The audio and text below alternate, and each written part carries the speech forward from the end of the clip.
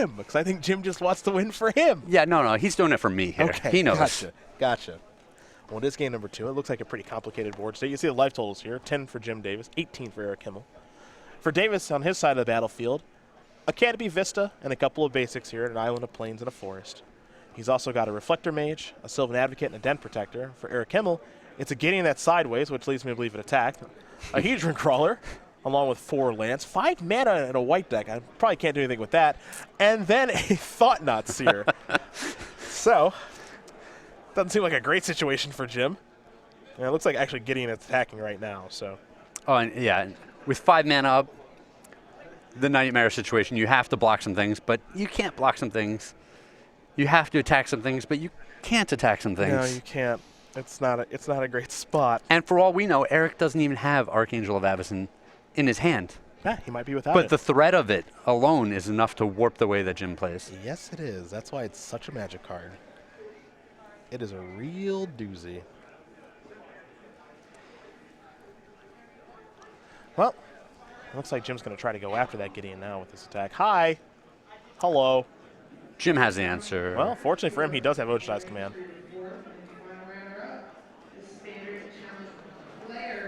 That will counter that. And the question is, what does he want to do with the other half of the card? I think he's got to go counter gain. Well, getting back a creature is very similar to gaining the life here. Okay, all right. There's a Plains. You know, there are situations where it's worse to do that. If the opponent plays something like Tragic Arrogance. Very true. You know, you would have rather just had the 4 life. But in general, I think the versatility to do what you want with the creature, it's a potential double blocker until Declaration Stone comes down. And now Anguish Unmaking comes down. And now Jim's going to concede the game because he can't win anymore, as Eric Hymel is going to win game number 2 over Jim Davis. White-Black Eldrazi, Bant Company, getting ready here for game number 3. So we'll take a look at the sideboards here for both players. We'll get an idea of what they're working with as we're jumping into this mid-match here. Jim Davis will be on the play for game 3. You see a Tireless Tracker, a Den Protector, a Hidden Dragon Slayer, 2 Lantern Scouts, 2 Declaration of Stone, 2 Invocation of St. Traff, no Ojutai Command, 2 Clip Wings, and then 3 Negates, Craig.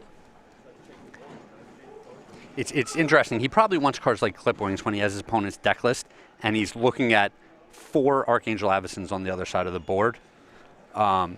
We saw the Ojutai Command.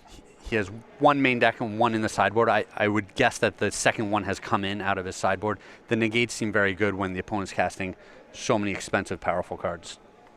For Eric, the 3 Tragic Arrogance that we've seen so many times from him this week and have been very effective, along with 3 Duresses, 2 Read the Bones, 2 Virulent Plagues, 2 Reality Smashers, and some singletons here, an Eily Eternal Pilgrim, Gideon Ally of Zendikar, and an Anguished Unmaking.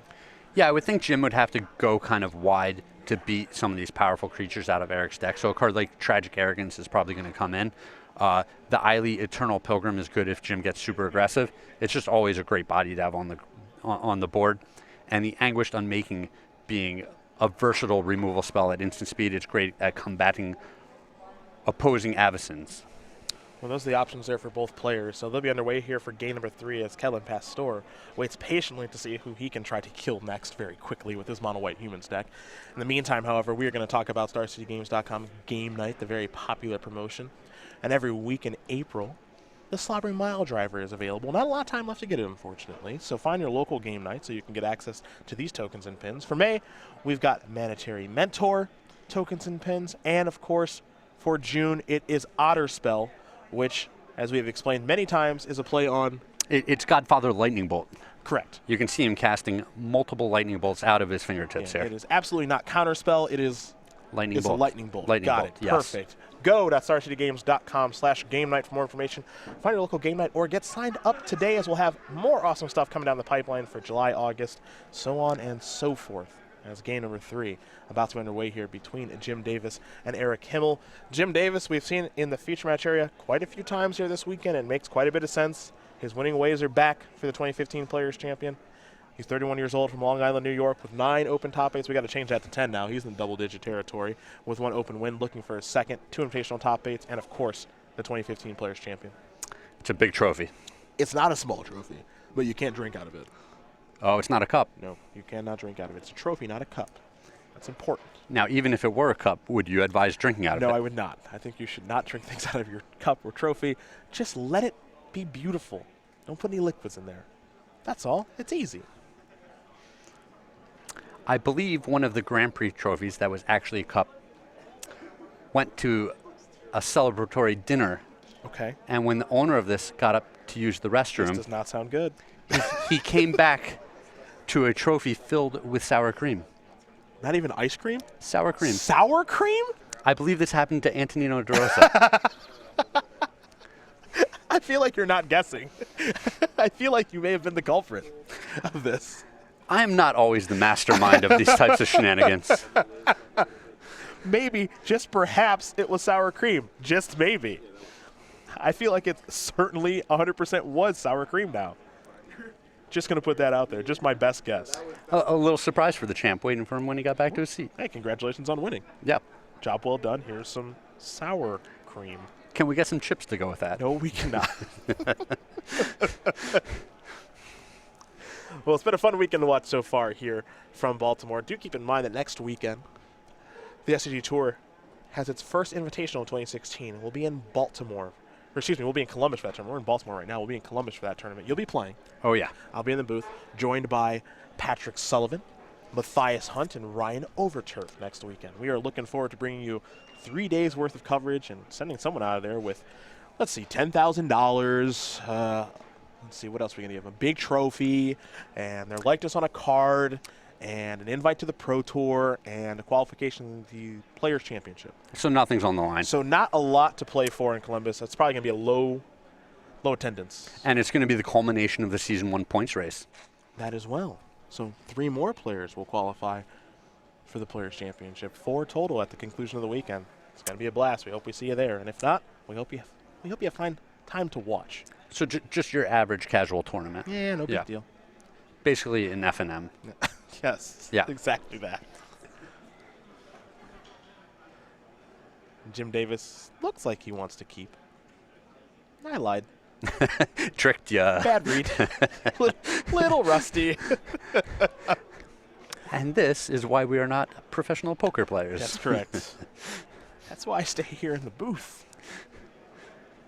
Looks like Eric is going to keep his opening hand. And it looked like Eric went back to the sideboard for a late switch there. I hope he hasn't overthought himself. Yeah, there's definitely some changes that did take place. Both players certainly looking over things, as this is the final game between the two of them.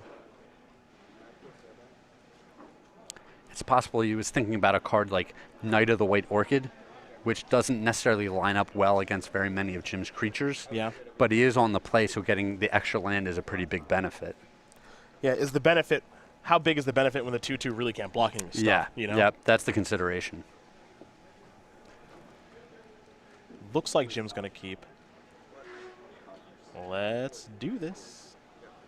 They're good to rock and roll. It's a Lumbering Falls, and we go back over to Eric Hymel, who's got a Battlefield Forge, and he'll simply pass the turn back over to Davis. Jim picked up a copy of Duskwatch Recruiter. That was a good one. Not a bad one, that's for sure. And of course, Eric to have something here. Yeah, it's especially good if the opponent doesn't have a play. Well, Eric does have a play in Eiley Eternal Pilgrim. For Davis, he'll draw a card. So does Davis have a third land? Yes. Does enter the battlefield untapped? I think the answer is no. This is actually one of the first times we've seen him have mana issues with this deck. Yep, he did mulligan, so he's a little bit less to work with. Mm-hmm. And it can't work out perfect every single time. So he'll just transform his werewolf and pass the turn back over to Eric. Eric will play a Forsaken Sanctuary. We'll see if Eiley has any interest in attacking here. There's a Declaration in Stone, so I think the answer is yes now. Though, Jim can just cash that clue right in. Yeah, it's interesting. Eric had the option of attacking with Eiley first and seeing if Jim was willing to just trade with it.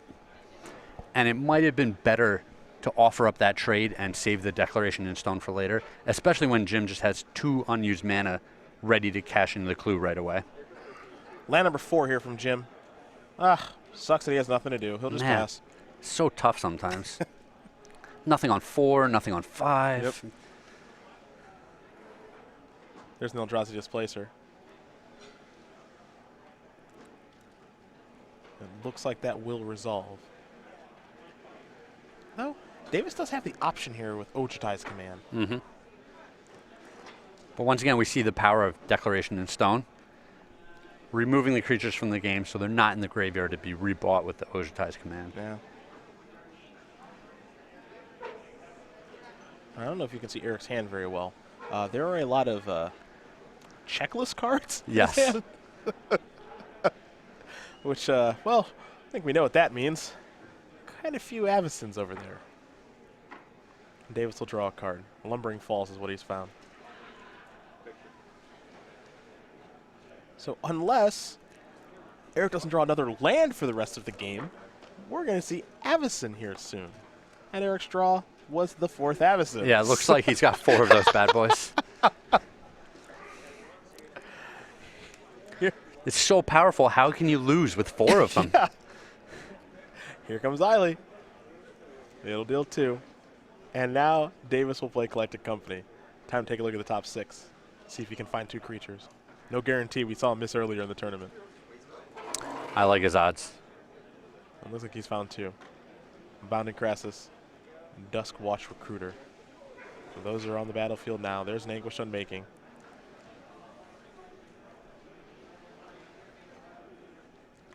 Eric will lose a little bit of life in the exchange. Now we head back Jim's way. It's a little bit interesting that Eric did that right there. It makes some sense because whenever he hits his 5th land, it's going to be tied up casting Archangel of Avacons. Mm-hmm. But he could have waited a turn and seen if Jim played something else that he was more interested in exiling. Both players going to make sure the life totals are correct here. Now they're ready to go. Jim will untap these 5 lands and take a draw here. But there's something to be said for getting the creature while Jim is tapped out. You know that he's got negates in his sideboard, and he very well could have brought them in for this matchup. Yeah.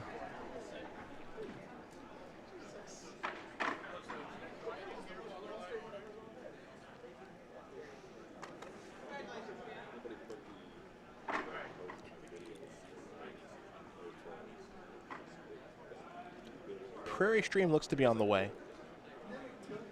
And there that is. Here's an attack for 3. Eric will fall down to 12. And Davis is going to play a Reflector Mage. Eiley gone for good.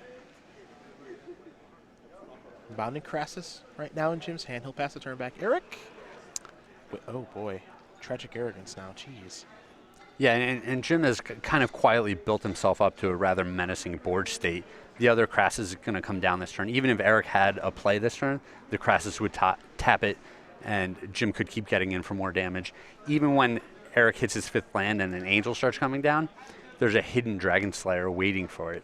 Well, what's interesting about this is that Jim could actually just go for the win right now. 2 Bounding Crassus plus Reflector Mage is 8 damage. Yep. Lumbering Falls. Actually, I'm 11, just shy. Yep. I'm 1 short. He can put Eric down to 1, but that's actually not bad here because Caves of Koilos and Battlefield Forge. Yep. Some pain lands there that can only tap for colorless, so maybe Jim's got some interest in that line of play. Well, and he would still have 3 threats on the board and a 4th in the form of Lumbering Falls. Yeah.